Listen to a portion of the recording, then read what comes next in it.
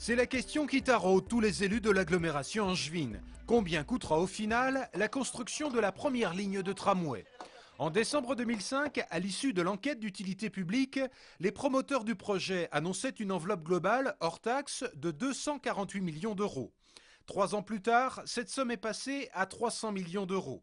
Hier soir, lors du conseil d'agglomération, les élus en charge du dossier ont expliqué que la hausse des matières premières et les aléas d'un chantier d'une telle ampleur étaient les causes principales de cette augmentation. Un tramway, ça a son prix, on le fait bien, il y a des aléas, c'est normal, ça fait partie d'un chantier. C'est un chantier absolument enthousiasmant et magnifique.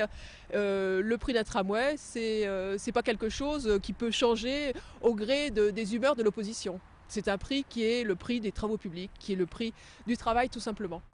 L'opposition en question, celle qui siège au conseil d'agglomération, propose en effet une autre vision de ces chiffres, en rappelant au passage les sommes annoncées lors du lancement du projet. Au départ, le tramway, c'était 173 millions d'euros hors taxe. Quand je dis au départ, c'est le jour de la délibération. On nous a fait choisir sur la base d'un coût 173 millions hors taxe avec 43 millions de subventions.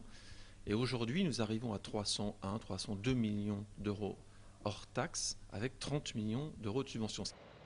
Et puis toujours dans cette actualité liée au financement de la première ligne de tramway, notez que les maires d'Angers et d'Avrier ont rencontré ce mercredi Dominique Bussereau, le ministre des Transports, afin d'obtenir une rallonge de la part de l'État pour le financement de cet équipement.